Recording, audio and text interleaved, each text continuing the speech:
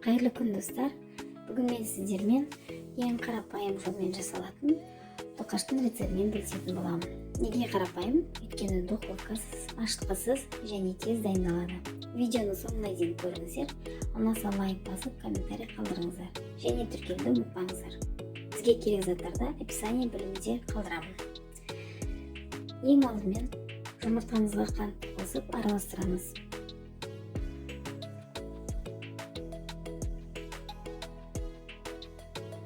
Содан соң ерітілген сары май немесе сұйық май, сүт және тұз, содан салып араластырамыз. Ұнды екі бөліп саламыз.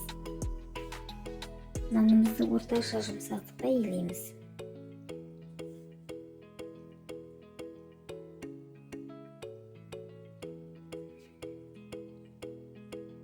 Бес 10 минутқа қалдырамыз.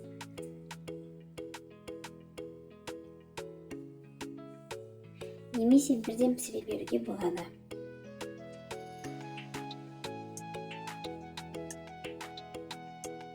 Кішкене ұн сеуіп нанымызды жаямыз және бөлме температурасындағы сары майды жағып видеодағыдай ораймыз.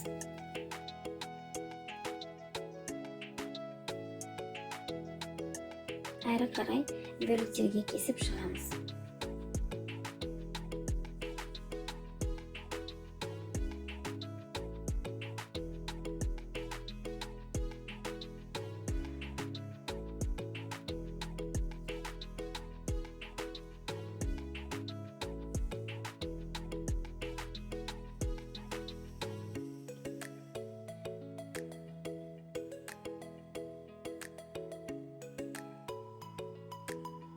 Алдын ала табаға сұйық май құйып қыздырып аламыз.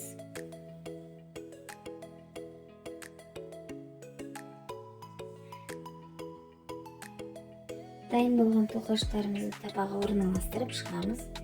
Бетін жауып, баяу отта 7-8 минут қызарғанша пісіреміз. Қызарған соң келесі бетінде солай жасаймыз.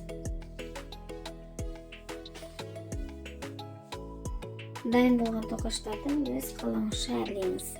Мен шоколад пен қант ұнтағын пайдаландым. Арасына жаңғақ, мейіз де қосуға болады.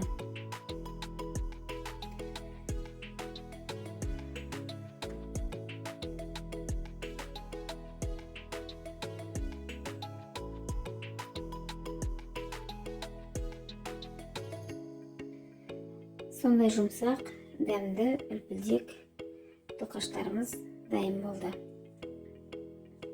Ас болсын.